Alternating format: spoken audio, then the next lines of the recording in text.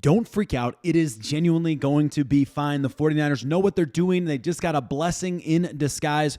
Some folks are really getting concerned about the players that have left and the players that have not come in yet, but I have some hope for you, a calm down report, let's call it. Plus, later in the video, I'm going to respond to several pieces of feedback, some pushback I got from you in the comments. Appreciate you. I'm going to talk about some of that later in the video. So if you already know where I'm going with some of this and you want to skip ahead to that, just skip ahead. You can double tap on the right side of your phone if you're watching on a phone and it just automatically skips. But anyway, let's get straight into it. Hit subscribe if you're looking for daily 49ers content.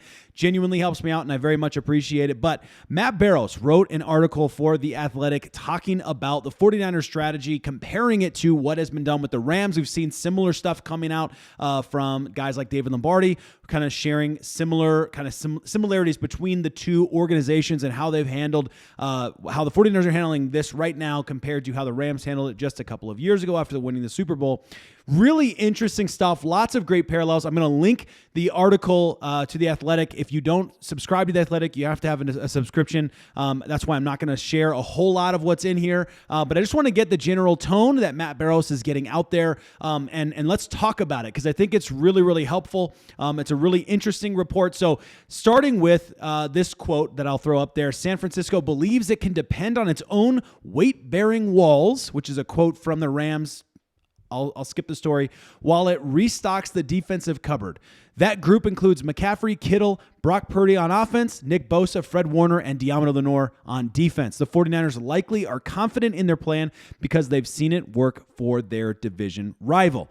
Okay, now just on the surface, the idea that's trying to come out there, and we're gonna get into some nitty-gritty details in a second here, but the idea that Barrows is putting out there is pretty straightforward.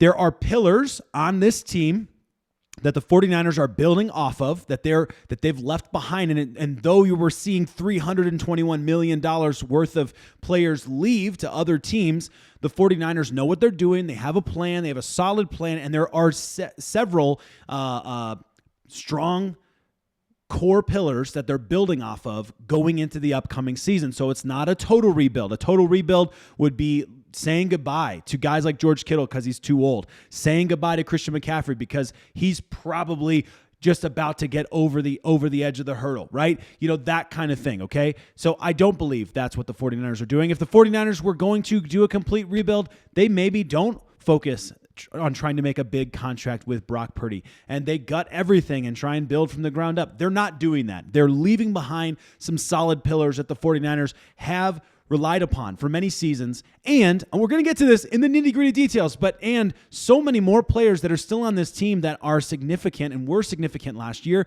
We're going to get into all of that as we go forward. One other quote I wanted to get to from Matt Barrows, and by the way, the reason I put Leonard Floyd on the screen, in case you're wondering, like, what's that dude doing there? It's because Leonard Floyd was one of those casualties, one of those players that had to go in this situation, also left the Rams in a similar situation, so that's why he was a good fit for that. But the Rams do more with less approach worked because they had a lot of draft picks in 2023 and 2024, 24 in total altogether between the two drafts, and they hit on a number of them. 2 years ago, they found starting defensive lineman Byron Young and Kobe Turner in the third round and receiver Puka Nacua in the fifth. Two more defensive linemen arrived last year, pass rusher Jared Verse, who had a great season in his first round, and then tackle Braden Fisk, who also had did a good job this season in the second. Even though Donald retired after the 2023 season, the Rams' defense, especially the defensive line, has been replenished. The 49ers appear set to borrow that defensive line first strategy. They have 11 picks in the upcoming draft, including number 11 overall, and this year's draft class is teaming with defensive linemen,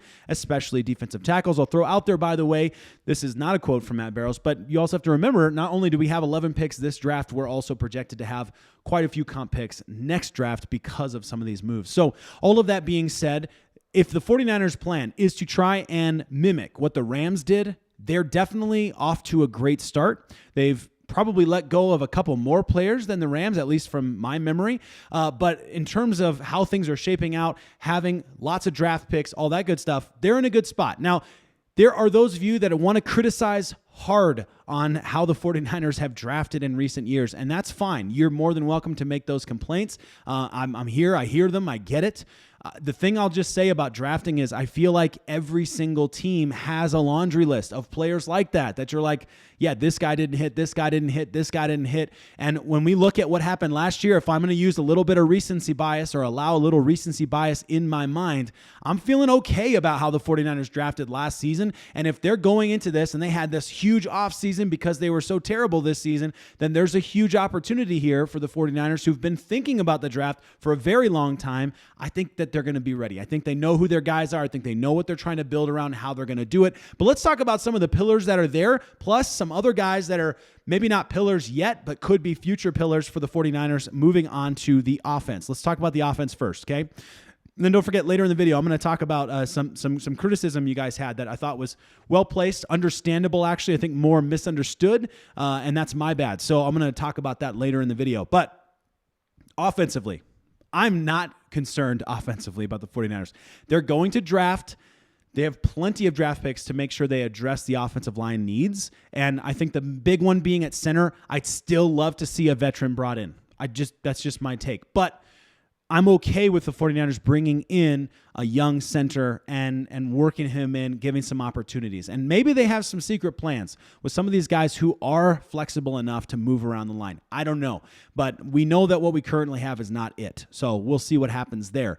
But outside of that specific need, and of course, future needs with guys like Trent Williams who will retire someday, Brock Purdy, George Kittle, CMC, Trent Williams, these are pillars that the 49ers can build around for the 2025 season. Some of these guys, like Brock Purdy, hopefully for their very, very long time. And in the run game, let's just start there. In the run game, offensively speaking, you have two excellent run-blocking tight ends.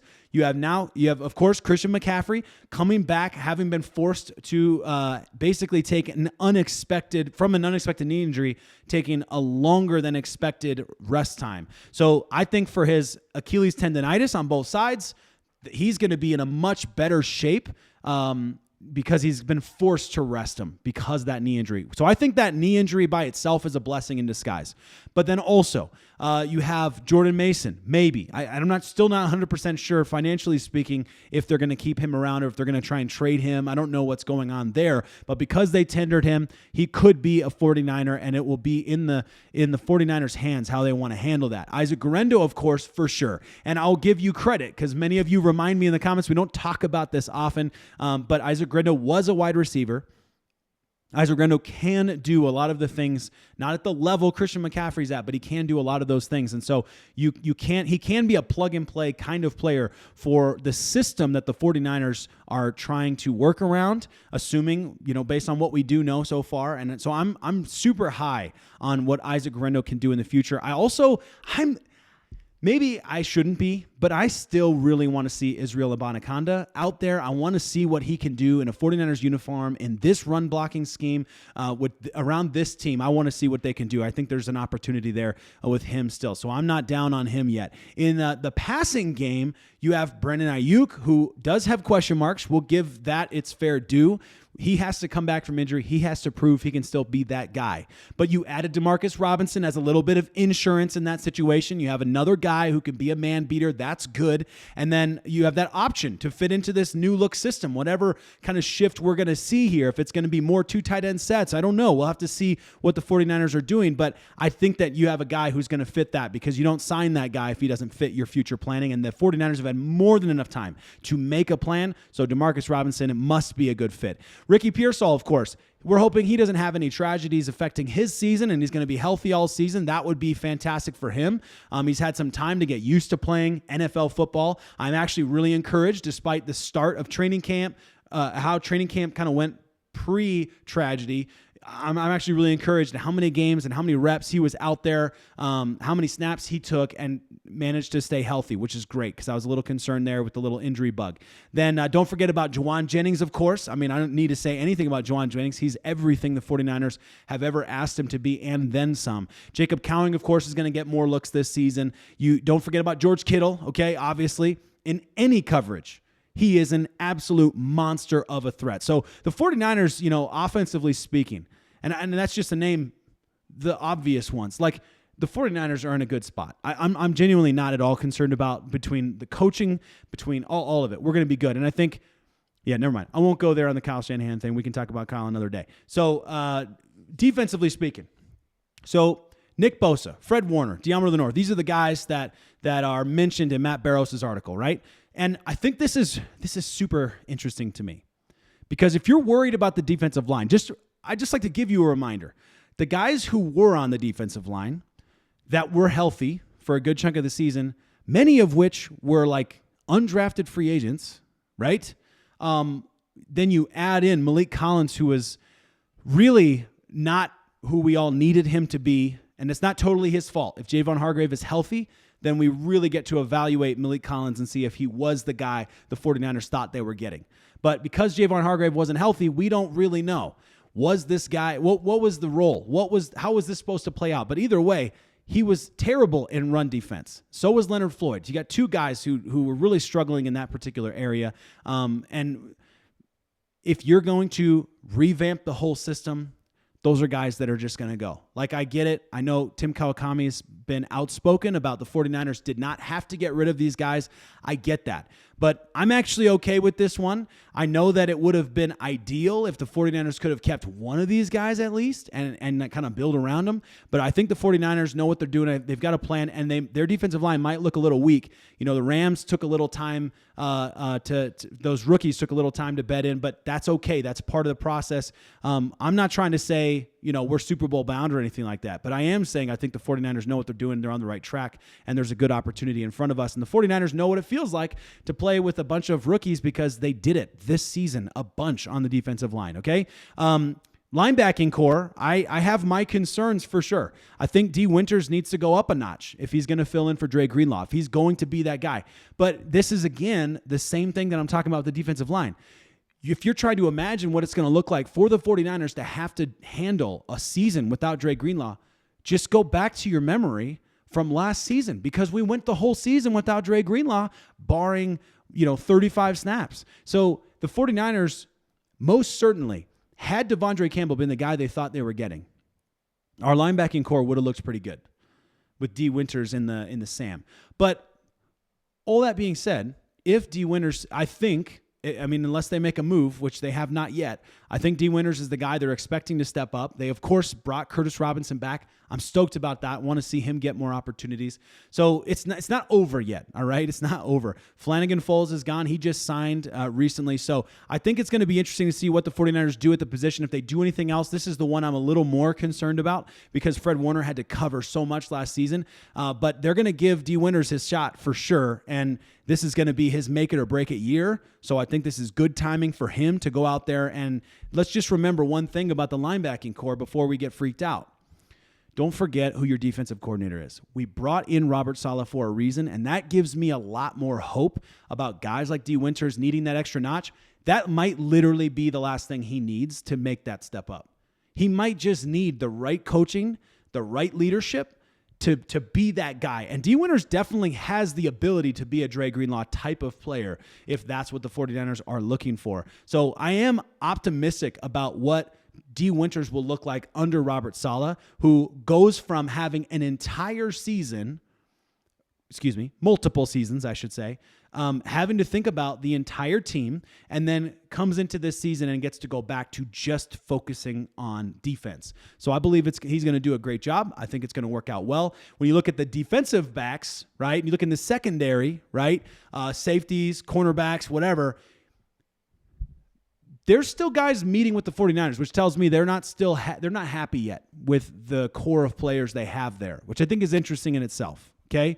But, you've got Deebo Samuel, you have Renardo Green, you have Malik Mustafa. These are the guys that you're building around.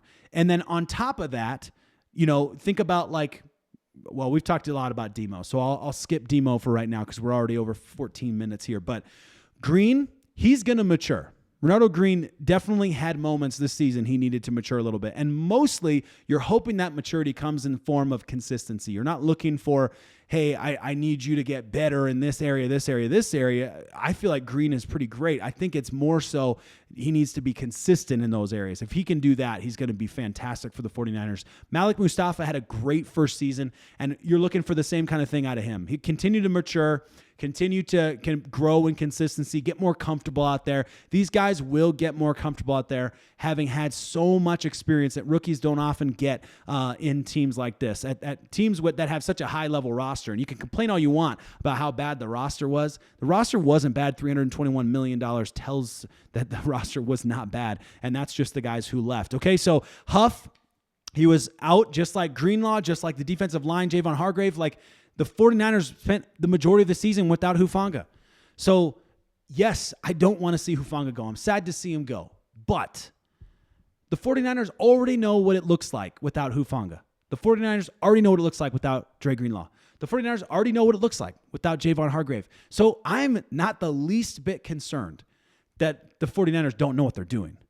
They have a plan. They know what they're doing. They have a plan, and I'm confident that this plan under Robert Saleh's leadership, I think it's going to be good. I think we're going to be fine. We have enough of the building blocks that we need. We have pillars on both sides of the ball that any single team would dream of, and that's why teams are willing to spend $321 million or $327, whatever it is, $million on players coming off of 49ers rosters. That's why, because we are that good, and that's a blessing in disguise, if I'm honest. Now, I wanted to talk about one thing, because I did get some pushback on this and appreciate your guys' takes on this. So we were talking about yesterday about what the bookies say, right? What Vegas says about the odds of the 49ers winning the Super Bowl, the odds of the 49ers winning the NFC West.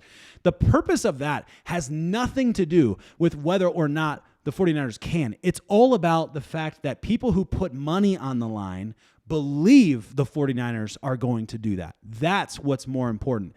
After all these things happening, they're not the least bit concerned about all the changes that have happened, because they're still picking the 49ers as favorites to win in the NFC West. So it's not about, I'm not telling people go gamble your money toward the 49ers. I'm not telling you that, hey, these are great odds. I'm telling you, when Vegas says that this team has that good of a chance to win the Super Bowl, this good of a chance to win the NFC West, this good of a chance to be a contender in the NFC in general, that's crazy to think about, considering how everybody's freaking out right now, and it feels like it's a dumpster fire, and everyone's going on, media and saying, help me, the 49ers are, I don't understand what they're doing. I don't get it, So I feel like that's the picture that I'm trying to paint for you. I'm not trying to tell you the 49ers are Super Bowl contenders. Matt Miyoko did a great job talking on KMBR the other day. Like, if you think the 49ers are contenders right now, like, it's a little, you're dreaming a little bit, and that's okay. 49ers fans, dream. You should dream. That's part of the fun of being a sports fan.